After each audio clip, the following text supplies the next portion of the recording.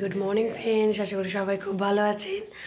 আমিও খুব ভালো আছি। গলাটা প্রচণ্ড ধরে গেছে আমার, প্রচণ্ড ঠান্ডা এখানে।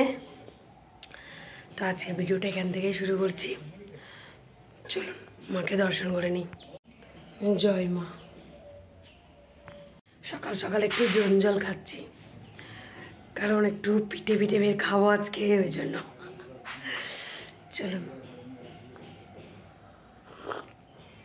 গতকাল আরুর বাবা আলু এনেছিল, সেগুলো আজকে একটু রোদে দিয়েছি ধুয়ে। এরকম তো আমি অনেকবারই দিয়েছি, আপনাদেরকে দেখিয়েছি। তো পটকার আলু আজকে অনেকটাই এনেছে কালকে, সেগুলো আমি ধুয়ে দিয়েছি, বালি ছিল সেজন্য। স্নানের জন্য আজকে রোদের মধ্যে জল দিয়ে দিয়েছি, দেখি কতটা গরম হয়। বেশ ঠান্ডা পড়েছে। আর আজকে আমি রান্না বান্না বানাচ্ছি না, তাই জন্য এদিকে অনেক কাজ, জানেন, রান্না বান্না না থাকলেও কাজের প্রচুর পাহাড় থাকে এদিকে। তো সেই জন্য আমি আজকে এটা করবো। গলা তো একদম বসে আছে, কথা বলতে খুবই অসুবিধা হচ্ছে। তো জামা কাপড়গুলো বের করেছি, আর শোকেসটা সাজাবো, গোছাবো আর কি। জামা কাপড়গুলো সুন্দর করে গোছাবো। প্রচণ্ড ঠাসাঠাসি হয়ে গেছে। শীতের জামা কাপড়, এমনি জামা কাপড় মিলে একদম ভরে গেছে।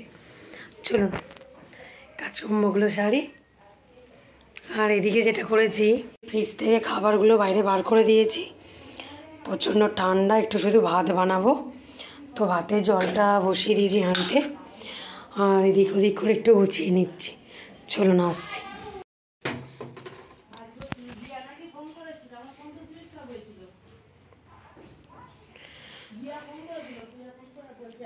শোকেসটা এইমাত্র সবে গোছানো শেষ হলো। এবারে এই জামা কাপড়গুলো একটু গোছাবো শীতের। চলুন এগুলো গুছিয়ে নিই। তো কাজকর্ম ঘরের গোছালাম, মানে ঘর যেটা যে গোছানোর কথা ছিল, শোকেস আলমারি গুছিয়েছি। তারপরে স্নানটা সেরে নিয়েছি, পুজো করা কমপ্লিট। এবারে খাবার দাবার গরম করছি, খাওয়া দাওয়া হবে। চলুন। আপাতত ভাতটা একটু ফুটিয়ে নিয়েছি, আর এই যে ডালটা বসিয়েছি, চিকেনটাও গরম করে নিয়েছি। চলুন এবারে ভাতটা বাড়ি। খাবার দাবার নিয়ে বসে গেলাম। ও পিকু আবার বাটা মাছ দিয়ে গেছে, আমার খুব প্রিয়। আর এখানে আবার একটু চচ্চড়িও দিয়ে গেছে, আর আমাদের তো এত রকম রয়েইছে। চলুন খাওয়া দাওয়াটা সেরে নিই। সারা দুপুরটা সবাই মিলে এই যে বসে বসে গল্প হলো। 11টা বাজে, লাইটও জ্বালিনি, সবাই মিলে বসে আছি। চলুন গল্প করছি। আজ বিকালে একটু বেরিয়েছি ঘুরতে, মানে এসেছিলাম হাঁটতে, তারপরে এলাম একটু শাক ফাক দেখতে পুকুরের ধারে। এই যে অসীমা খুঁজছে। বেশ ঠান্ডা ঠান্ডা আছে আজকে।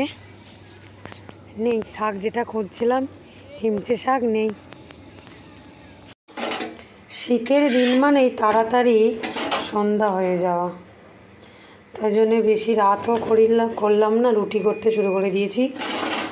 কারণ ভাবছি একটু তাড়াতাড়ি খাবারটা বানিয়ে ঘরের মধ্যে ঢুকে যাব। প্রচণ্ড ঠান্ডা, যদিও আজকে খুব একটা হাওয়া হয়নি, তাও যেন প্রচণ্ড ঠান্ডা লাগছে।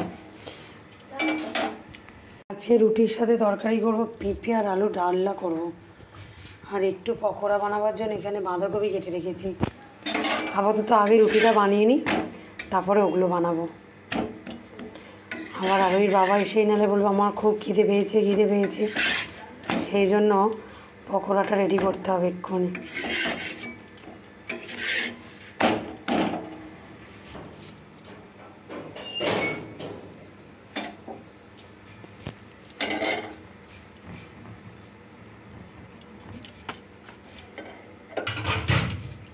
ফ্রিজের মধ্যে আটাটা মাখানো ছিল, তাই জন্য খুব একটা ফুলছে না, নাকি বুঝতে পারছি না।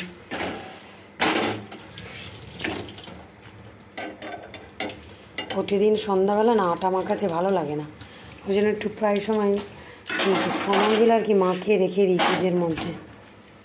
এমনিও একদিন আটা মাখালে আমাদের 2 দিন হয়ে যায়।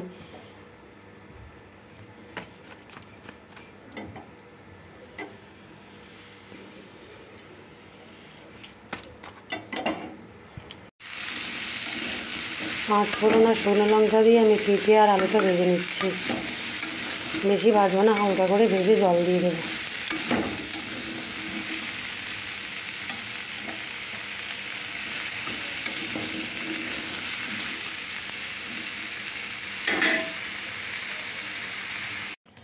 তরকারি কমপ্লিট একদম। চলুন, আমার পকোড়াও রেডি। পকোড়ার সাজ সরঞ্জামও আমার রেডি হয়ে গেছে। এবারে পকোড়াটা ভাজবো মাখিয়ে শুধু জাস্ট। তো সন্ধ্যাবেলায় টিফিন করার জন্য এগুলো আমি বানাচ্ছি। তবে এর মধ্যে পেঁয়াজ, ধনেপাতা, বাঁধাকপি সব রকম দেওয়ার সাথে সাথে আমি কিন্তু রসুনও দিয়েছি। একটু রসুন কুচিয়ে, কাঁচা লঙ্কা কুচিও দিয়েছি, বেশ টেস্ট আছে তার জন্য। আর এটা হয়ে গেলে এর মধ্যে একটু চাট মশলা আর একটু গোলমরিচের গুঁড়ো দিয়ে দেবো, তাতে আরও একটু টেস্ট বেড়ে যাবে। তো চলুন, মোটামুটি আরোহীর বাবা তো এসে গেলেই বলবে যে আমার টিফিন কোথায়, উনি এসে পড়েই বলে খিদে পাচ্ছে। তো সেই জন্যই আমি বিশেষ করে এটা বানাচ্ছি। আজকে সন্ধ্যাবেলা এটা দিয়েই মুড়ি খাওয়াবে। তো চলুন, মুড়িটা আমি রেডি করি এবারে। তো ফ্রেন্ডস, আজকের ভিডিওটা এখানেই শেষ করছি। আগামীকাল একটি নতুন ব্লগে আপনাদের সাথে আমার আবারও দেখা হবে। তো সবাই সুস্থ থাকবেন, ভালো থাকবেন, সবাইকে ভালো রাখবেন। চলুন, টাটা।